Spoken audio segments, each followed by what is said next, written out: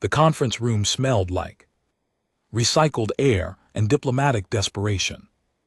Clear's throat, Commander Vethar of the Galactic Council, sat at the obsidian table, his three eyes blinking in sequence as he reviewed the data pad for the seventh time. The numbers hadn't changed, they never did, but somehow staring at them made the impossible situation feel slightly less catastrophic. Slightly. So let me get this straight, he said, his mandibles clicking together in what passed for a resigned sigh among his people. Humans sent one representative, singular, to negotiate the terms of their species joining the Galactic Council. Correct, Commander, replied his aide, a nervous tone named Kip, who had the unfortunate habit of sweating acid when anxious. The table was already developing small pits where droplets had fallen. Vehar leaned back in his chair, which groaned under his bulk. And this representative? Did they send a military general, a decorated war hero, perhaps their most cunning political strategist? Kip consulted his own datapad, his gills fluttering. According to the manifest, they sent a woman named Iris Callahan. She's listed as an quote, freelance consultant with extensive experience in hostile negotiations. Freelance consultant, yes, sir, for the most important diplomatic meeting in their planet's history. It appears so, sir. Vehar's center eye twitched.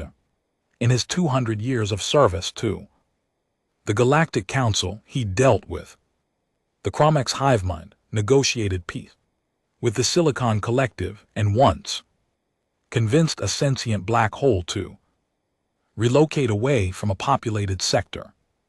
But humans were something else entirely. They'd appeared on the galactic stage only 15 cycles ago, broadcasting their existence with all the subtlety of a supernova. Most species spent centuries cautiously exploring their local star cluster before announcing themselves to the wider universe. Not humans. They'd detected the Council's monitoring stations and immediately sent a message that roughly translated to, "Hey there.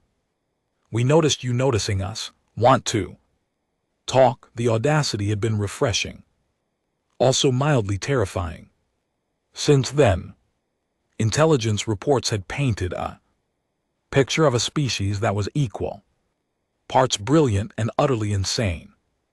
They developed faster than light, travel through a method that every physicist in the galaxy had dismissed as theoretically impossible. When asked how they'd achieved it, the human scientist had shrugged and said something about not knowing it was impossible, so we just did it anyway. They'd also, in the span of just 15 cycles, colonized 17 planets in their local sector, established trade routes with 3 neighboring species, and accidentally started 2 wars by completely misunderstanding diplomatic protocols.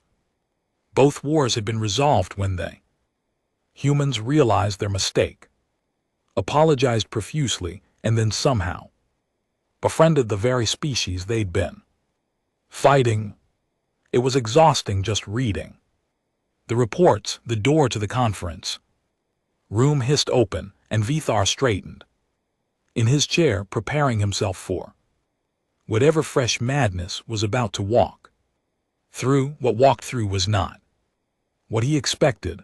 Iris Callahan stood, perhaps 1.6 m tall, which made her average height for a human female. She had dark hair pulled back in what his cultural database identified as a ponytail, and she wore a simple black suit that looked simultaneously professional and somehow dangerous. But it was her eyes that caught his attention, green sharp, the kind of eyes that had seen things and decided Those things weren't going to stop her.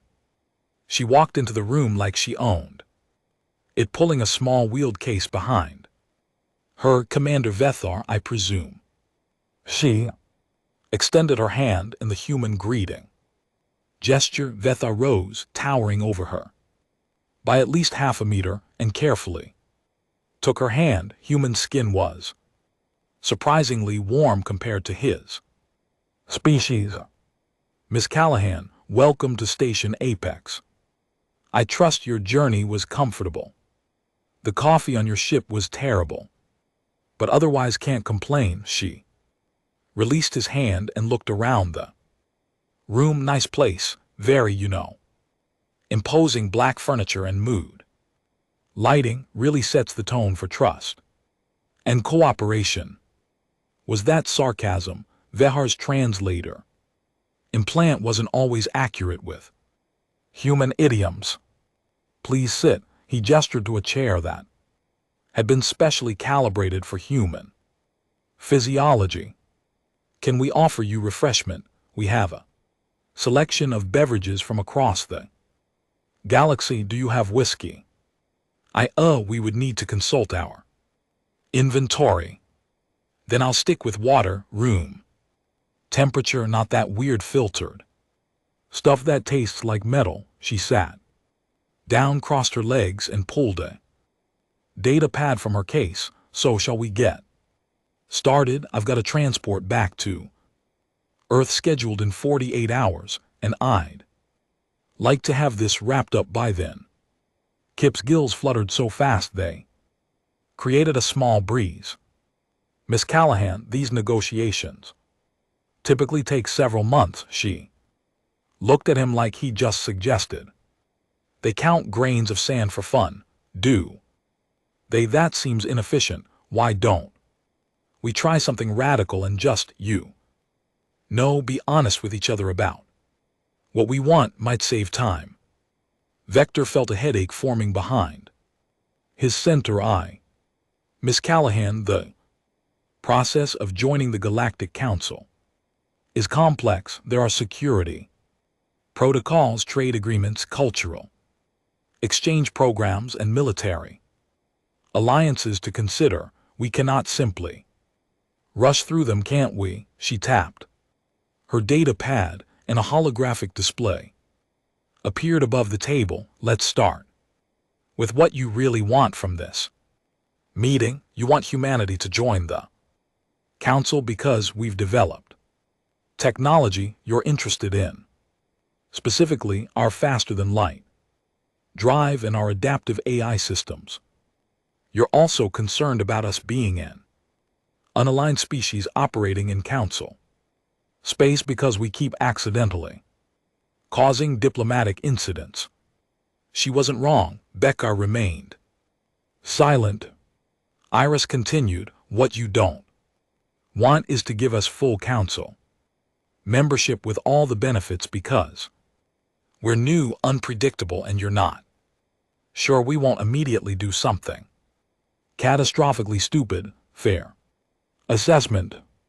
I wouldn't phrase it quite so bluntly, but I'm not wrong. You are not incorrect. Great, so here's what humanity wants. She pulled up another display. We want access to Council technology, specifically medical advances, anti and energy systems. We want protection under Council law so we don't get invaded by every species with an armada and an attitude problem. And we want a seat at the big table when decisions are made that affect our space. These are substantial requests. They're also fair. You get our technology and cooperation. We get legitimacy and security. Everyone wins. She leaned forward. Unless you're planning to lowball us, in which case this is going to be a very short conversation and you'll spend the next decade dealing with humanity as an independent wildcard in your perfectly organized galaxy.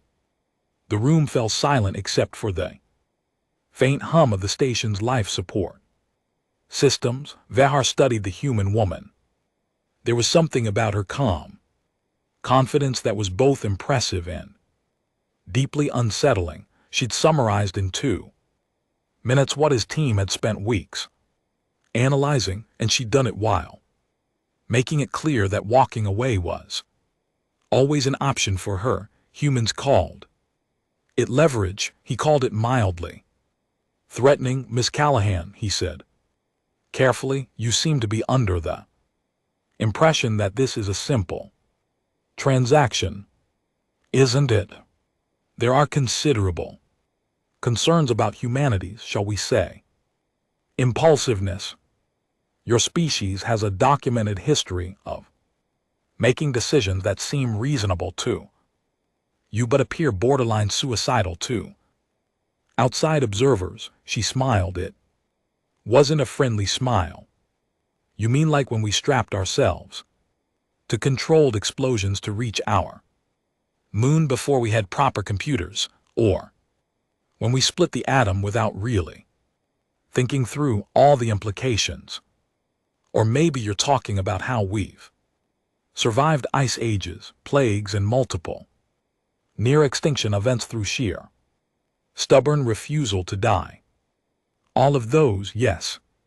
Commander, let me tell you something about humans. She stood up, walked to the window overlooking the station's docking bay, and gazed out at the stars. We're not fearless. We're absolutely terrified most of the time, but we learned a long time ago that being scared doesn't mean you stop moving forward. It means you move forward while being scared. We don't survive because we're cautious. We survive because when faced with extinction, our species looks death in the eye and says, not today. She turned back to face him. You want guarantees that we won't do anything dangerous or unpredictable. I can't give you that. No one can. What I can tell you is that when we make mistakes, we own them, learn from them, and try not to make the same one twice.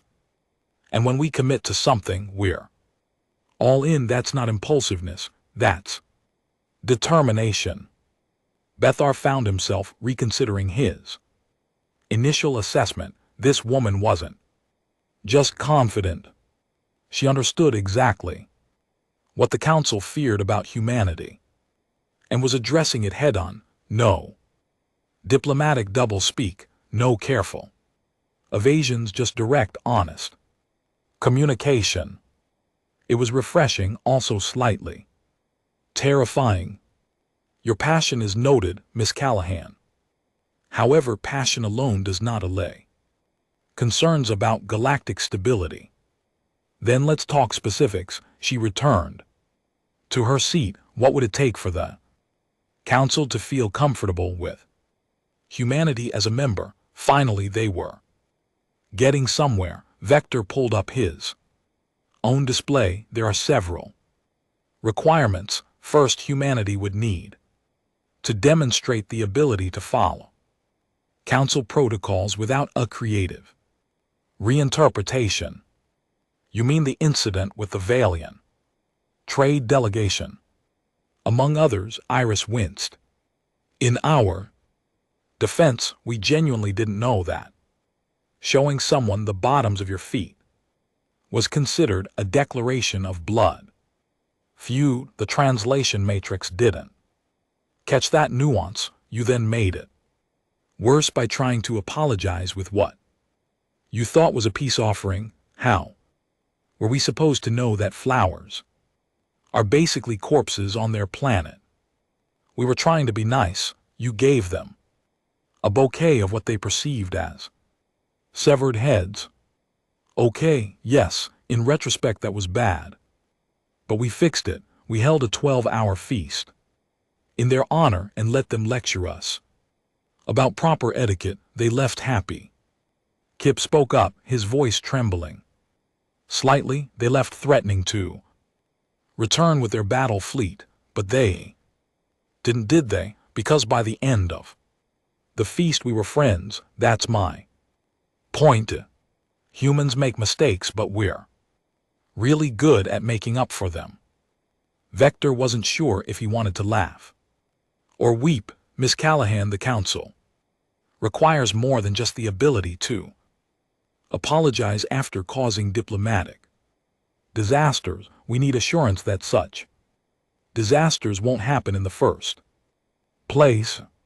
Then give us better translation software and maybe a cultural liaison who can stop us before we accidentally insult someone's ancestors. We're willing to learn, we just need guidance. She had an answer for everything. Vector moved to his next point. There's also the matter of military capability. The Council needs to understand the full extent of humanity's defensive and offensive capabilities. No, I beg your pardon, I said no. We're not giving you complete access to our military intelligence. Would you give us yours? That's different. We're an established alliance with centuries of cooperation, and we're a new species trying to join said alliance, which means we need to maintain some strategic independence until we're sure you're trustworthy. She held up a hand before he could protest. Look, we'll share what's reasonable: defensive capabilities, fleet numbers, general technological level, but you don't get access to our weapons research or classified installations. Not yet. Earn our trust first. The audacity was breathtaking. Vector felt his mandibles clicking rapidly. Miss Callahan, you do realize that you're negotiating from a position of relative weakness. Humanity has 17 colonies and a small fleet. The Council has thousands of worlds and military. Might be your comprehension clears throat. True, but you need us more than we need you. Excuse me. She stood up again, and Vethar noticed that despite her small stature, she somehow commanded the entire room. Commander, be honest. Why did the Council reach out to humanity for membership talks? Because we're so small and unthreatening, or because every intelligence report you've received indicates that we're growing faster than any species in recorded history, and you'd rather have us inside your alliance than operating independently? Silence. You're afraid, Iris continued, her voice softer now but no less intense. Not of what we are now, of what we might become. You've seen species rise and fall. You've watched civilizations tear themselves apart or conquer everything around them, and you've noticed that humans have the potential to go either way. So you're trying to bring us into the fold while we're still young enough to be shaped by Council values. She walked around the table, stopping directly in front of Vector. Here's the thing, we know that, and we're okay with it. We'd rather be part of something bigger than ourselves. We'd rather learn from species who have been navigating the galaxy for millennia, but we're not going to subjugate ourselves or give up our autonomy to do it. We're offering partnership, take it or leave it. Vehar stared down at this human woman who barely reached his chest and realized something profound. They'd expected humanity to send a supplicant, someone eager to please and willing to accept whatever terms were offered.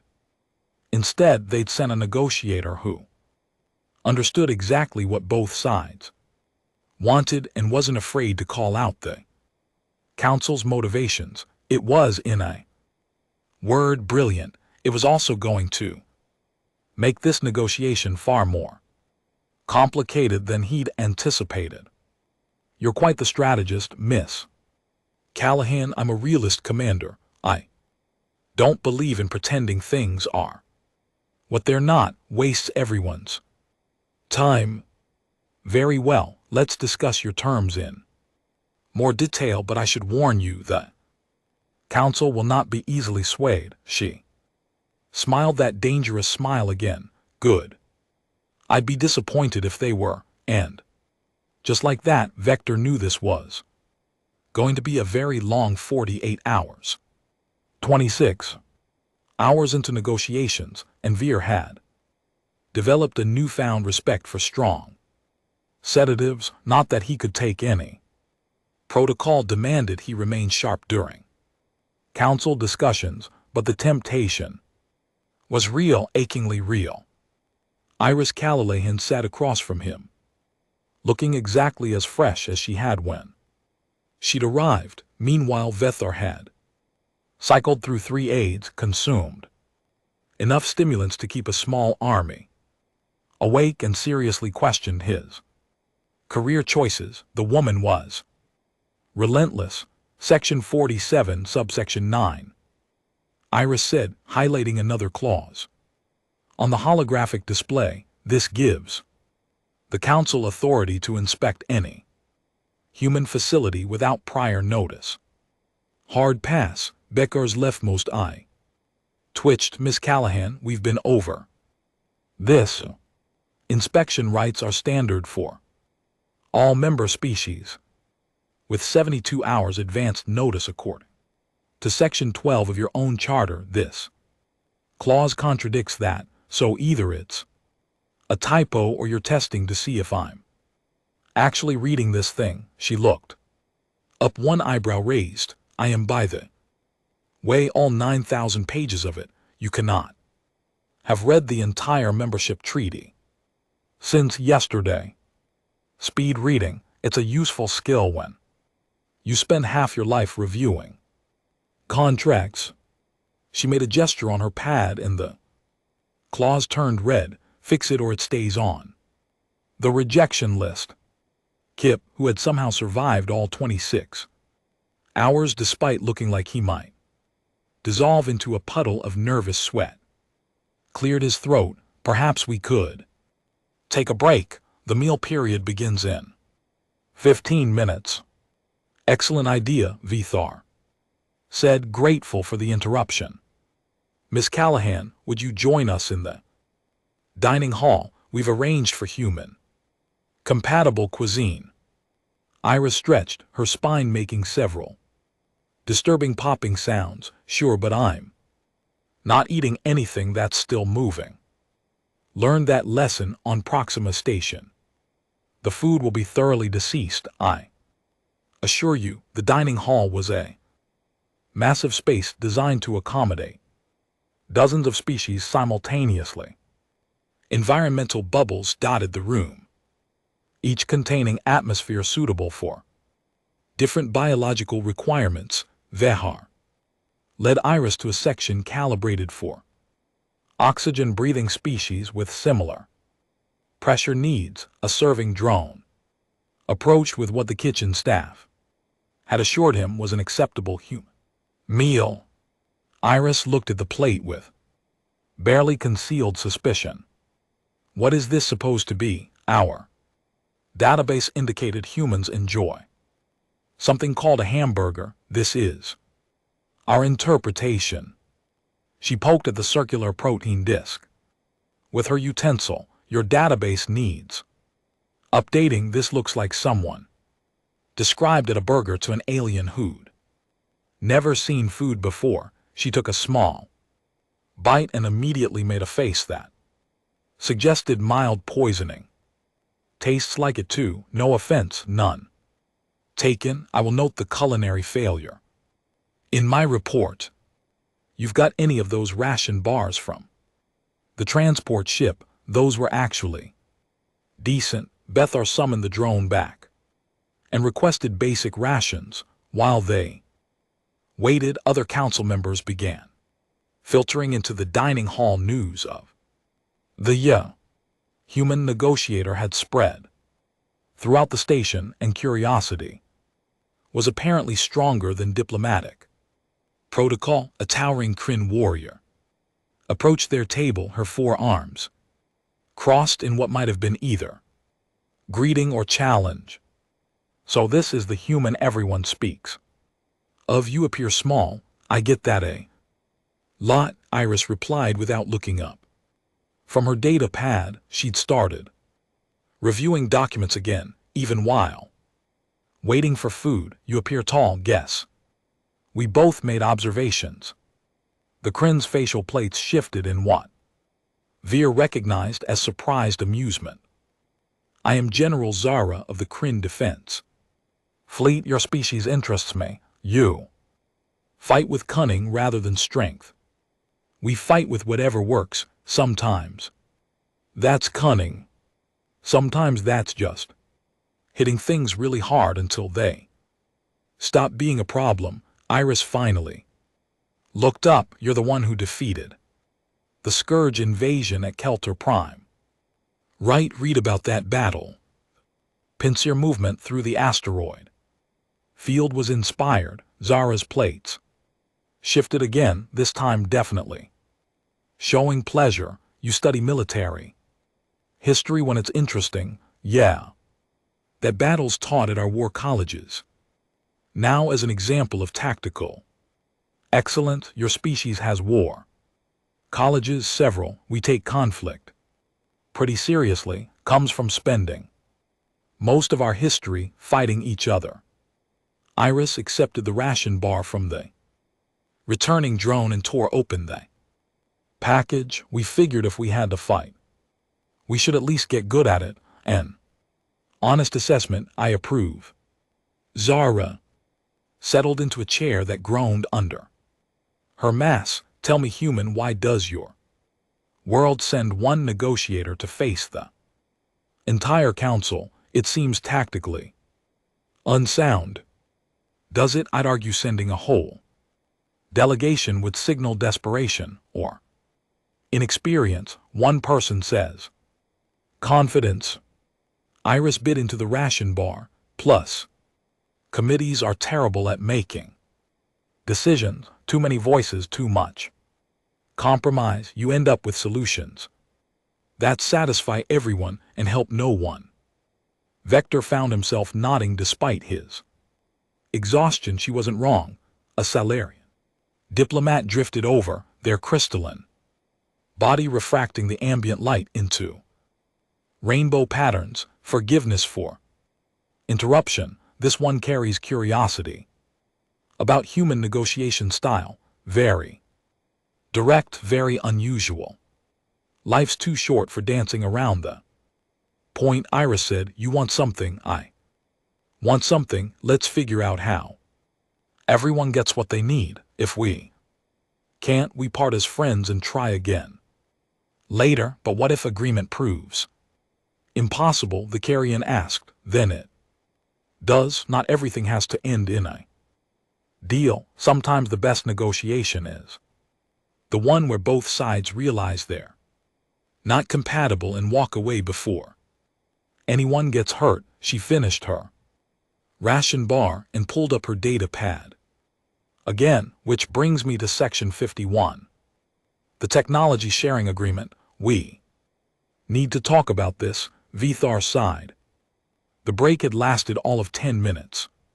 6 hours later, they were back in the conference room. The delegation had grown. Word had spread that the human negotiator was actually making progress, and various council members wanted to observe or participate. Representative Cole of the Merchant Guild leaned forward, his proboscis quivering. The human proposes a graduated technology exchange. First cycle, basic medical and energy systems. Second cycle, advanced manufacturing. Third cycle, defensive technologies. Each phase contingent on successful integration of previous phase. Exactly.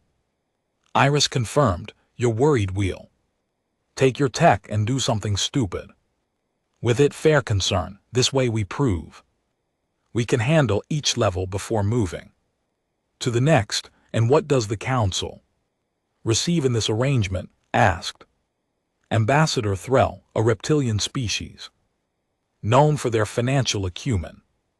Immediate access to our faster than light drive specifications. Not the full implementation, but enough to replicate the basic function. Also, our adaptive AI research minus the military applications. Iris pulled up schematics. The AI alone is worth what we're asking for. Your computing systems are powerful but rigid. Ours learn and adapt in real time. Combined with your processing power, you'd have something revolutionary.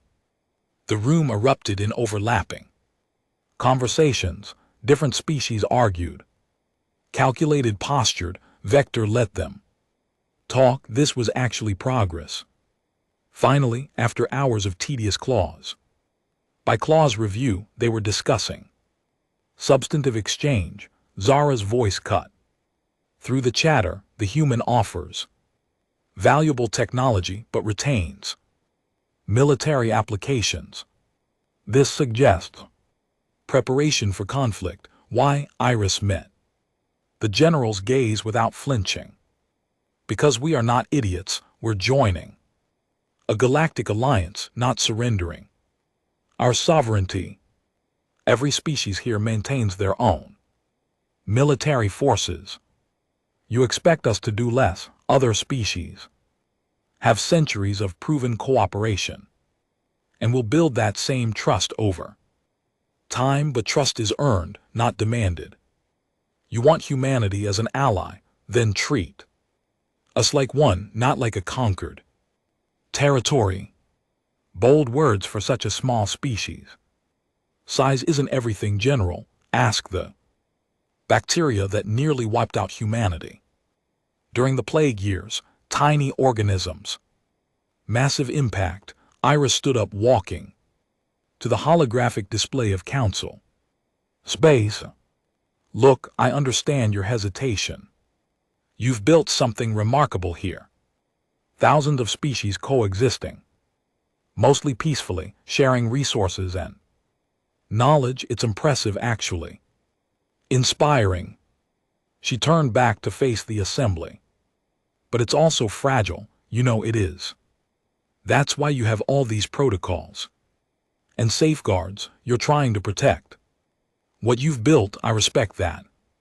Humanity respects that. We're not looking to tear anything down. We just want a place at the table where we can contribute and grow alongside everyone else.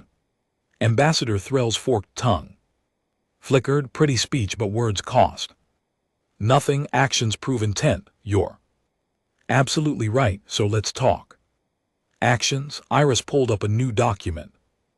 Humanity proposes a trial membership. 5 cycles.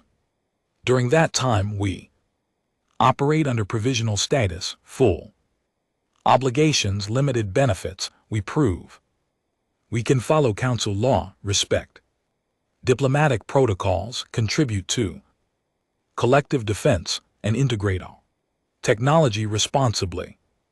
After 5 cycles, the council votes on full membership. If we failed to meet expectations, we part ways with no hard feelings. The room went quiet. Vehar blinked, all 3 eyes in sequence. It was brilliant. A trial period addressed the council's primary concern about human unpredictability, while giving humanity a chance to prove themselves.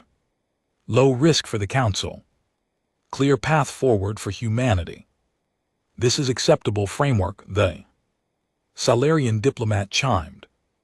Allows evaluation without permanent commitment. It's also unprecedented, countered Representative Cole. No species has ever been offered provisional membership. No species has ever developed faster than light travel in under 2 centuries of space flight either. Iris shot back. We're kind of used to doing things differently. Makes life interesting. Zara's facial plates shifted into what might have been a smile. I like this. Human. She has spine. More importantly, Iris continued, this protects everyone. If we mess up during the trial period, you can cut us loose If we succeed, you get a committed ally with useful technology and a proven track record, and if you decide during those 5 cycles that you want to terminate early, we've included a withdrawal clause with 3-month notice. Period. Everyone maintains flexibility. Vector reviewed the proposed framework. On his data pad, it was remarkably thorough for something she'd apparently just conceived, unless she'd been planning this contingency all along. Which, knowing what he'd learned about Iris Callahan over the past 30 hours, seemed entirely possible. The commander will need time to consult with the full council, Kip said, his gills finally showing signs of calming. Of course.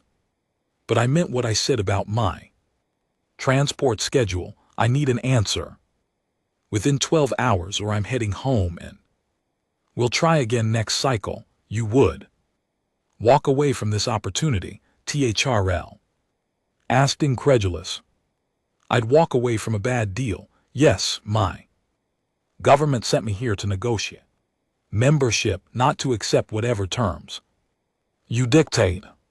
If the council isn't ready to work with humanity as equals, even provisional equals, then there's no point continuing.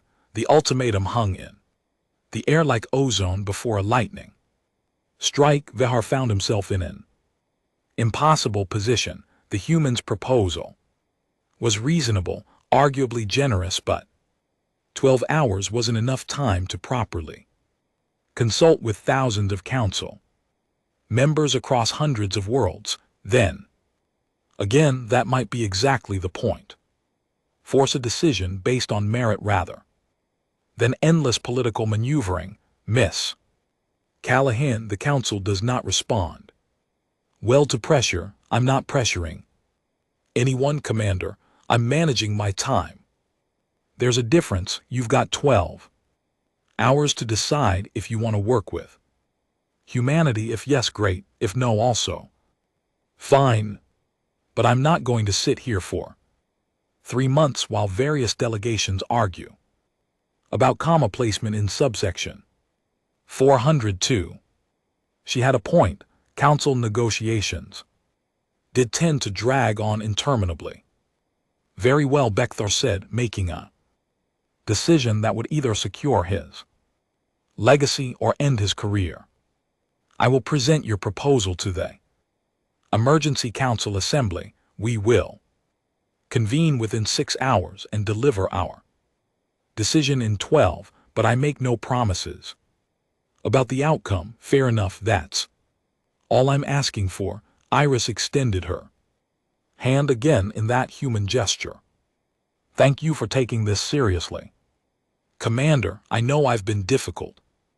He took her hand, careful not to squeeze too hard. Difficult, yes, but also effective.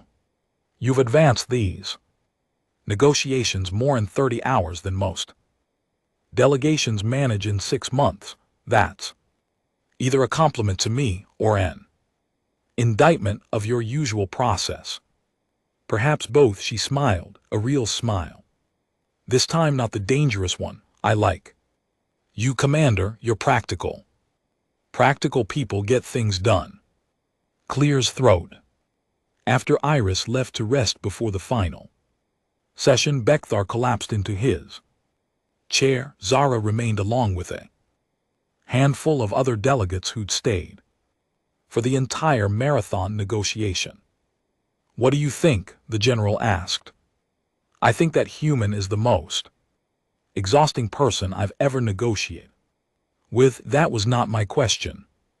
Vector sighed, a long whistling sound through his breathing slits. I think she's right about all of it. We are afraid of what humanity might become. We do want them integrated while they're still young enough to be influenced by council values, and we have been stalling because we don't want to commit. So you will recommend approval. I will recommend the trial membership. It gives us exactly what we need, time to assess whether humans can function within our framework and an exit strategy if they can't. He looked at the general. The real question is whether the council will have the courage to say yes. Emergency assembly convened 4 hours later. Vehar presented Iris's proposal to 3,000 delegates representing 800 species. The debate was predictably chaotic. Some called it innovative. Others called it dangerous. A few called it insulting that humanity thought they could dictate terms. But slowly, gradually a consensus emerged. The trial period addressed too many concerns to dismiss, and the alternative having humanity as an unaligned power in council space growing more capable every cycle was increasingly unpalatable. The vote came down to margins, 62% in favor, 38% opposed or abstaining.